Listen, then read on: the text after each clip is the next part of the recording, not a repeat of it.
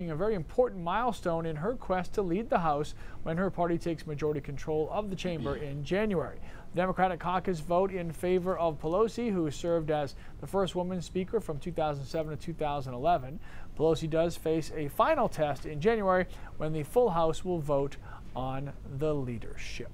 We are voting to include Keith Carson in this newscast, so we're going to take a little jaunt over. Let's do another. I don't think. Well, I mean, I ranked you first, second, and third, you so did. that was just me. Yeah. You coming over? Whatever. I would blend in with the wall.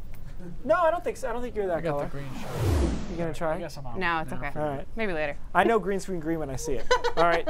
We got a couple of snow showers out there. It's been snowing all day in the mountains, adding to their accumulation. A couple of flurries, even inside 295, although a lot of these are evaporating before they hit the ground. But this is backlash still from the storm system from yesterday. And look at it coming down still as you head into New Hampshire, coming out of Bethel as well as Farmington, still seeing some pretty good bands of snow. So it's just been thumping there since it's been 36 hours or so that's been snowing. Carabasset Valley getting in on the action there, Kingfield as well, Madrid and Strong, all these areas seeing snow still piling up. Temperatures cold enough for that. Meanwhile, along the coastline in the upper and mid 30s, so even if we get a flurry here and there, it's not going to accumulate. The boundary layer temperatures are too warm. So snow showers continue the next few hours. They settle down by late tonight, and tomorrow is just a straightforward kind of day. We'll call it partly cloudy, although we will see some decent bursts of sunshine in there. Temperatures upper 30s to around 40 degrees around the immediate coastline.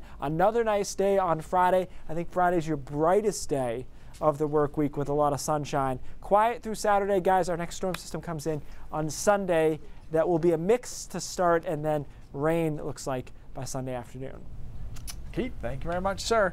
All right, this is a story that's had a lot of people talking in a lot of different communities, because after two of Maine's most popular tourist destinations changed some rules about renting out homes like Airbnb or VRBO, more coastal towns in Maine are now taking a look at their policies. Right, and Chris Costa spoke to city staff in South Portland, where the state's strictest regulations will take effect this new year. Yeah, that's right, Lee and Sam. And some of the people who rent out their properties are blaming others who use sites like Airbnb to the extreme for ruining what they consider their property rights. Now, tourist towns like Bar Harbor are looking at looking at the way they regulate vacation rentals based on these new rules. Spend some time with you.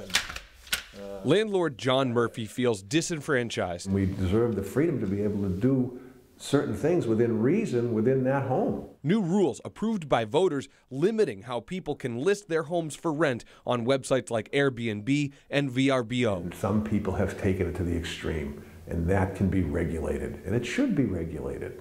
But this goes too far. This goes way too far. The new ordinance prevents owners from providing unhosted short-term rentals, meaning the owner must be present during the visitor's stay. It also limits where people can list a room for a short-term rental, keeping them out of residential zones. Your property is your property. It's your home. It's the biggest investment most of us will ever make. How big of an issue was it in this town? I would say that in some neighborhoods it was a very big issue. Assistant City Manager Joshua Rainey says the number of listings doubled from last year to this year. And if you can count 20 homes on your street and 4 or 5 of them are STRs, that's a pretty big deal. The big complaints? Noise, parking, new neighbors each weekend, the possibility of decreased property values, all led to the state's strictest ordinance against STRs. The city also had to consider how to regulate fire inspections for homes that were being used, in some cases, as commercial properties. As long as it continues to grow, it's going to get to a point where it clearly becomes an issue, and we had gotten to that point. Now, other popular tourist towns like Bar Harbor are taking a look at how they regulate vacation rentals. I think the town is pretty split on it. It's certainly something that the town officials have been discussing. Murphy feels he and others are being stripped of a fundamental right. They basically legislated it out of existence because no families are going to go on vacation and rent a home from you or me when I'm staying in one of the bedrooms. Now, that vote in South Portland passed by just more than 1,000 votes, but the city manager says there were nearly 1,500 ballots that were left blank on this issue. The city of Portland recently relaxed some of its STR rules, including increasing the cap on short-term rental units from 300 to 400. So, Lee and Sam, while some of these cities have had provisions about short-term rentals in place for quite some time, they are now going back and looking at it again under a different lens. Well, and you can certainly understand arguments on both sides of this. I mean, people want to be able to make money off of the places that they live in if possible. And if you are a neighbor of one of those places, maybe you don't want a revolving door of people coming and going because you bought that house because you want to be in a different neighborhood. So all part of the arguments that we were talking about earlier today with John, the assistant city manager. And one thing that's interesting that the city of Bar Harbor is doing is they're putting out an online poll to people. Do you think that Bar Harbor should regulate vacation rentals, and then should they hire staff to police that, so to speak, and monitor it? So I put a poll up on my Facebook page as well, asking in general across the state if you think that vacation rentals in your town should be regulated by the city. All right, sir. Great. Thank you very so much. Sure, we'll be hearing more about this topic, I have a feeling. Thank you. All right, safety is one of the top things many people consider when moving into a new home or even a new city or state. ADT Home Security Systems made a list and determined the 25 safest cities to live, and there are 2 from Maine that made the cut. The Bangor area cracks the top 15. Bangor checks in at number 14 on the list. Bangor's safety score was 5 points away from cracking the top 10. And about 120 miles south, Portland wound up at number 22. The survey included several other areas of part of Portland, and their combined population was 533,000, which was the second biggest population out of the top 25 list. Logan, Utah came in as the safest city to live in. Lobster traps are a very recognizable Maine thing, especially when they are displayed like a Christmas tree, which is apparently a thing, as you're about to see. Ashley found one of those trees and said you can never cross the ocean unless you have the courage to lose sight of the shore.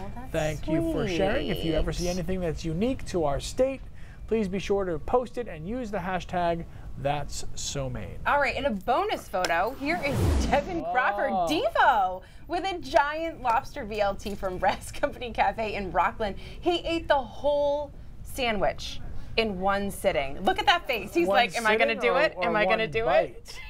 You know, Keith would expense that. So that's great. Just want to make sure Devo did that. That is awesome. Okay, New Center Maine wants to make sure that all kids have a warm coat this winter and gifts for the holidays. It's the 36th annual, unbelievable, Coats and Toys for Kids drive. It is underway right now. Yeah, and we're partnering with the Salvation Army and Pratt Abbott to collect new and gently used winter coats throughout December, as well as new unwrapped toys. You can drop them off at any participating Shaw's and Hannaford locations throughout the state right now. And next Saturday, actually no, this Saturday, yeah, we're hosting a day-long coat drive. We'll collect new unwrapped toys too. It's only 3 days away. Yes. Visit us at any of the locations from 7 a.m. to 12:30 p.m. You can see the locations on our website or mobile app as well. And you'll see some friendly New Center Maine faces. Always friendly. Ready to take your donation. If you can't make it out to see us on December 1st, which is, again, this Saturday, 3 days away, you can watch our 2 Coats and Toys for Kids shows at 8:30 in the morning and then again at noon. I can't wait for that. I love that event. Yeah. One of my favorites. All right, moving on here. It's that time of year when many people are getting sick. So we'll verify if one of the popular remedies actually works. And a program that's been helping others for more than 50 years is now looking for a little help of its own.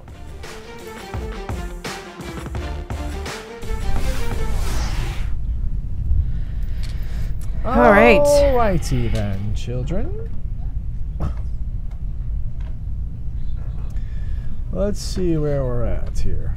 Haven't had time to get to y'all Facebookers, so hold on one second. All right. Hey, Paul. Hi, Jennifer. Come on, internet.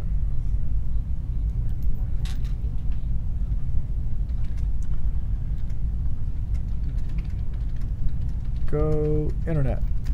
You can do it. Oh, Sarah Bowman said she missed the vacation rental part. Okay. To bring Coco. Coco. I have a viewer who didn't get to see your segment. So if you want to, she just said that she missed Sarah the vacation says, rental. Shucks, I missed the rental part. Okay. Sarah, what's your question? Hopefully I can answer it for you. Yeah, Rebecca's right. I mean, basically, starting the new year, there are going to be new rules that a lot of cities and towns are putting into place for sites like Airbnb, people listing their homes. Let me know when to be back on it. And now a lot of other towns that previously had provisions in place are now going back and re-examining their old policies. And it's interesting because South Portland has one of the most restrictive ones in the state so far, just given where specifically in town people can list a rental, whether the owner of the property has to be home at the time of the rental. So there are a lot of, it's really, really complex for people in South Portland, specifically. But now more and more people are looking at. Well, a lot of people across the state are looking at kind of what they're doing, and maybe we'll come up with a blueprint off of that. Right. It was interesting that it was put to a vote, though. So, do you hear anything? Or did I unplug myself? I do. I unplugged myself. Uh-oh.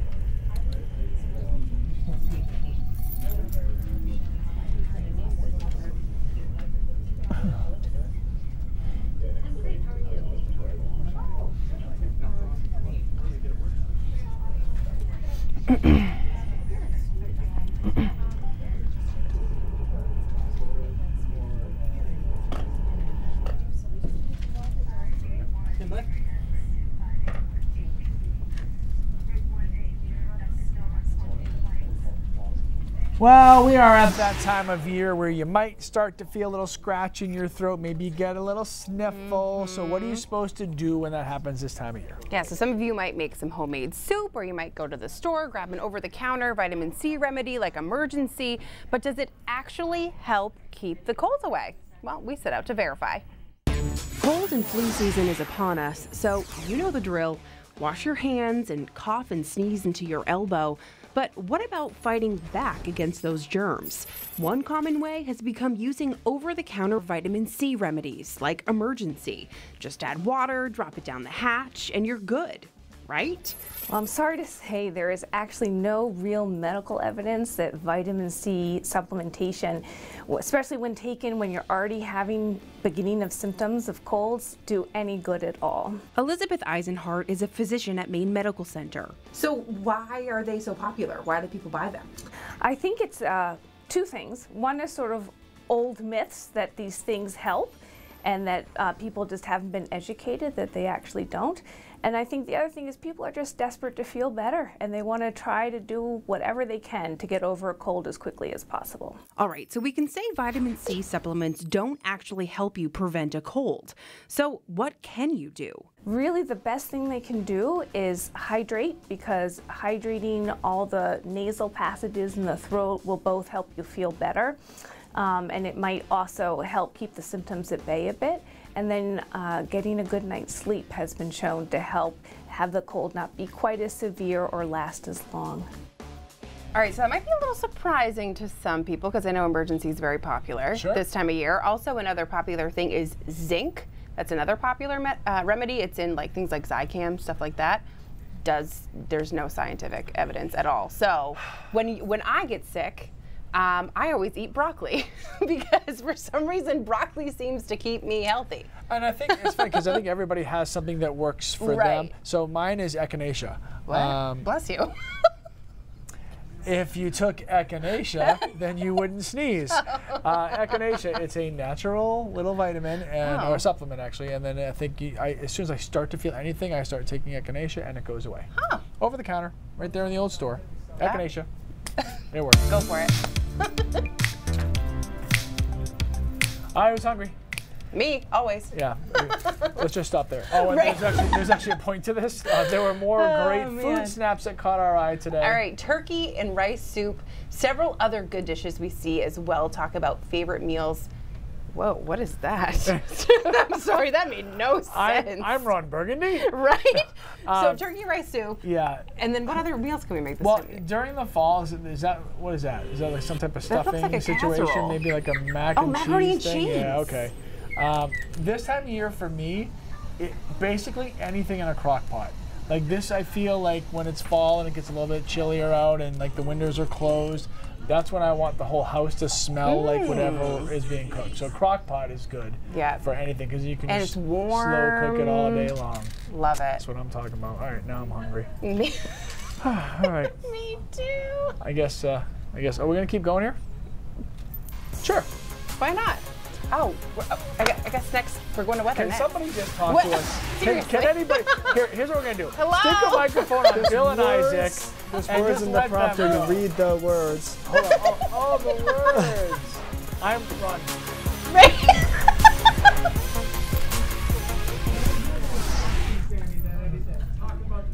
I know. I didn't read it ahead. Yeah. So no idea what happened there. So that was fun. And then bump 2 just literally said take board. So there were no words there. So I'm like, I don't know what that is.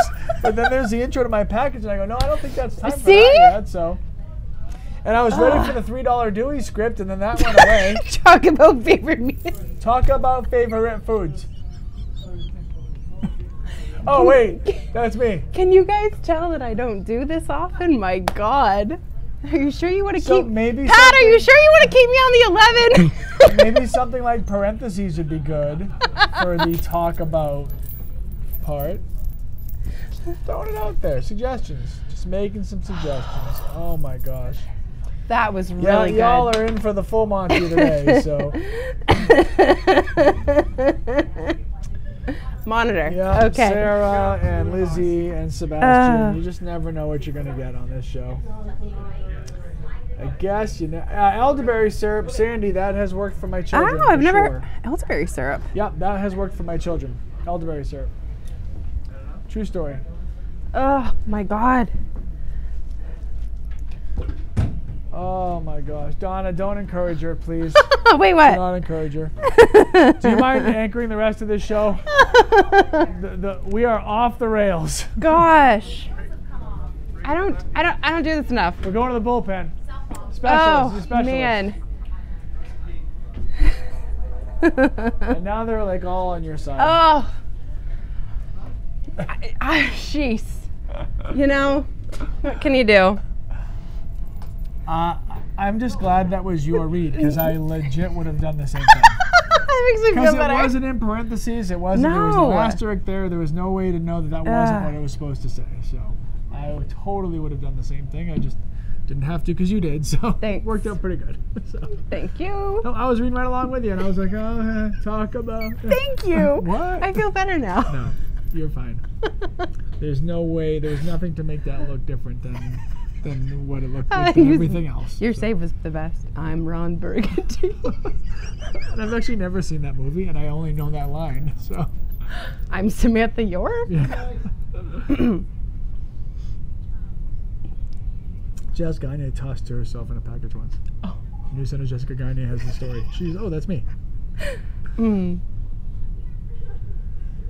It's a program that's been around for helping others for more than 50 years, and now it's looking for a little bit of help itself. Yeah, the Maine Children's Home for Little Wanderers has its Christmas program, which provides for families in need. The program relies on volunteers and donations. When you walk into the Maine Children's Home for Little Wanderers in Waterville this time of year, it's a little like Santa's workshop. Literally hundreds of volunteers are working to pack up what will be close to 1,900 packages to children whose families qualify for assistance through the home's Christmas program. And your telephone number. The application process begins in early November, usually gets capped shortly thereafter, as the need is great, not just for help, but for people willing to donate. There have been some moments where we've really worried whether we were going to be able to get this done or not. The home collects items year-round. It really still blows my mind how generous people are and how willing they are to give. And it's very often the people who don't have a whole lot themselves that want to give back somehow. But as we get closer to Christmas, the need is amplified, and not just for toys. Needs have grown. You know, we just hear from families that they're just getting by. And families really need much more than toys, warm clothes, pajamas, other essential things, books, a family board game. The Christmas program has been around since the 1960s. Kelly Kuchar is the development coordinator for the Maine Children's Home, and when she was 10 years old, was on the receiving end of a Christmas package. What it meant to me personally when I received mine is that I didn't know that there were strangers out there that cared about me. I didn't know that. Oh. So I was thankful. Wow, 50 years ago, and I'm still emotional. It's crazy. And for more information about the Maine Children's Home for Little Wanderers and its Christmas program, we've provided some links on the Now section of our website, so check it out. So, wasn't that so sweet? Yeah, I just wanted to give her a big hug after that, because I mean, there's someone who has literally been through that program back in 1968, and here we are almost at 2019, and she's still there. She's helping out, and she's providing for others. So it's awesome. Great program. So help them out if you can. It is almost 2019, isn't it? That's weird when you say that. Yes, sir. It's coming. Although it feels like mid-January, so there's always that. The way it started, like that's when my board, we were talking through the board, but the thing that strikes me is now the sun setting so early. Yeah. You know? That throws me off. Like right now. Yeah. You know? We don't leave work that late and it's still dark out. Anyways, we got snow showers out there across the mountains. Some of these coming down pretty good all day today. Here's a live look at the webcam at Sugarloaf. Look at that. It is, so they have come in with 20-something inches of snow. At the top, they're coming in with about 30 inches. And I buy it. I mean, it's been snowing there for 36 hours. All the mountains just getting hit with this really hard. You can still see, if you widen the picture out here, the low that affected us yesterday. It didn't really have anywhere to go. It actually, what we call retrograde, which is going back from whence it came. It's retrograded itself a bit here and really turned into a big, powerful storm. So the back end of that is what the snow shower activity is about in the mountains tonight. It will settle down later tonight, and by tomorrow morning, it'll be gone. Current temperatures in the upper 30s, pretty uniform statewide if you think about it. 35 in Lewiston, 34 in Berlin. Rangeley is not reporting anything. Maybe they're covered under a bunch of snow there. I'm not sure. 37 in Rockland, 37 in Bar Harbor as well. Hour by hour showing you the snow showers dwindling down tonight, but still around 10 o'clock, 11 o'clock before dying down after midnight. Tomorrow's an okay day. It's partly cloudy is what I'd call it. Some periods of sunshine, but certainly some clouds in there as well. And temperatures in the upper 30s to around 40 degrees, right around freezing in the mountains. And then Friday is visually your best looking day with a lot of sunshine from start to finish on Friday. Temperatures probably only getting to, 38, 40 degrees. Not all that mild, but relatively nice. And then Saturday looks good as well before clouds move in Saturday night. That's our next storm system coming in Saturday night into Sunday. Now, because of the timing of the storm, overnight through early morning, we'll at least start inland with a little bit of a mix through Sunday morning. But unlike the last storm, there won't be just a small battleground. This will quickly change over to rain through the day, incrementally through the day, by the afternoon getting into Aroostook County, and the entire state should be rain by the end of the storm on Sunday, and then clearing out as we head into Monday. So this is future snowfall all the way through next Wednesday, and you can see a huge difference here where we don't have any big numbers, picking up another inch in spots all the way for the next 7 days. So the pattern starts to simmer down a bit. Do watch Saturday night, Sunday, because it could be a little, if you're out at 4 in the morning on Sunday, it might be kind of nasty. Otherwise, it should be fine. Possibly mild on Monday. We're slightly underselling those temperatures in the mid 40s to upper 40s. We could pop into the 50s, which really isn't that crazy for this time of the year, but it would feel that way given the pattern we've been in. Yeah, and we need this break. I mean, there's still people without power, in places, so it's just, it's been one after another after another. It's just time for a break. Yeah, and not like remote areas either, just quite a few people still without power. All right, we'll take the break. Thank you very much, sir. A lot of people getting ready for Christmas, and that includes Sully H.W. Bush.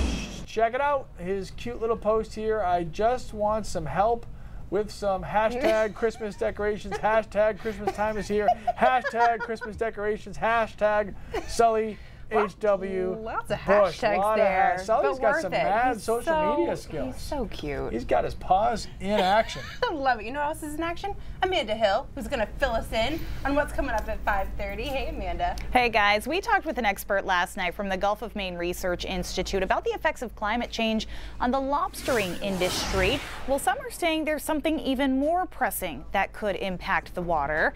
And more people are turning to technology to keep their front porches safe from attack this time of year. We've got that and much more just ahead on News Center at 5:30. Alrighty. Thanks, Amanda. Raindrops is next.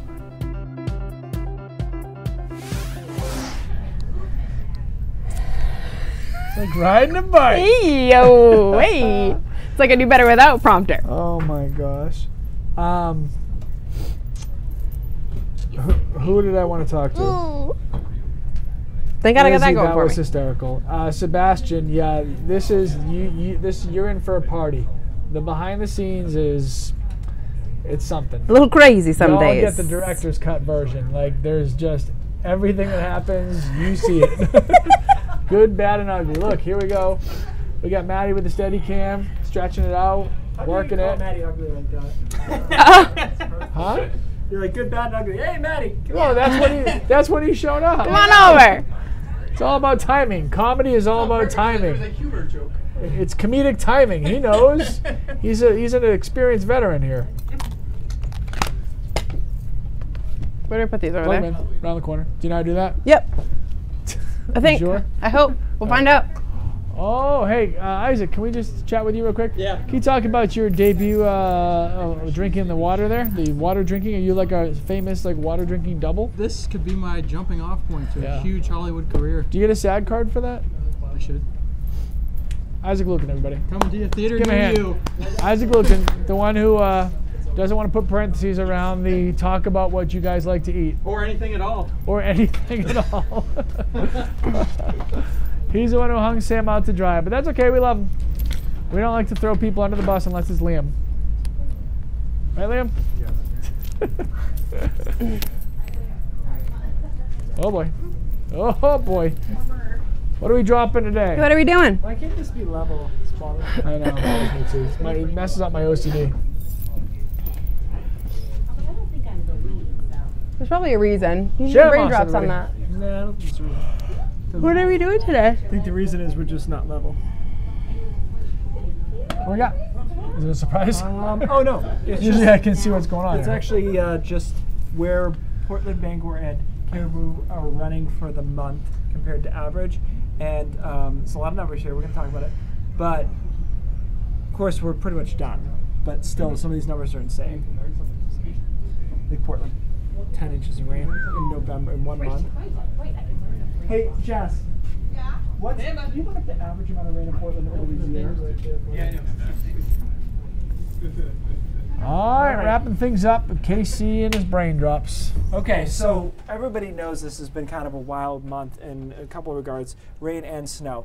And I want to break down the numbers now that we should be done with major precipitation here. Portland, 10.24 inches of rain. That's 5.7 inches above average. This is a rainy month for us, but still, that's 200%.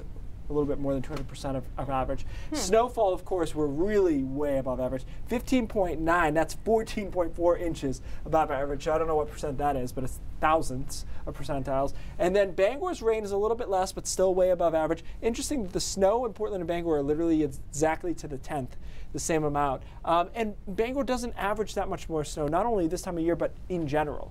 You'd be surprised that it's not that big of a difference. Now, Caribou has been drier because these have been coastal storms, right? So you get up to Caribou and parts of Aroostook County. There's been a few storms where it's been raining or snowing and it's been sunny there. So you see that reflected here. They've got 4.8 inches, so they're a little anomalous, not crazy. Now, they do have a lot of snow, 30.1 inches of snow in Caribou, but they average about 10 this time of the year. But so everything that you think about this in terms of the cold, snow, rain is accurate. It's been kind of a wild month and looks like we'll settle down as we head into December. See? Well, and I will say, living up in Bangor, I thought we were going to get hit harder with snow, and In we general? didn't. Yeah, and I'd call my parents, and they were getting slammed with snow, and I'm like, no, So not the as bad. latitude is made up for by the fact they're not as close to the storm track. Right, speaking typically. of Caribou, Caribou's very own Chelsea Bard is in our ear telling us to stop talking, so we I gotta go. forgot We she's said from maybe there. 5:30 starts right now.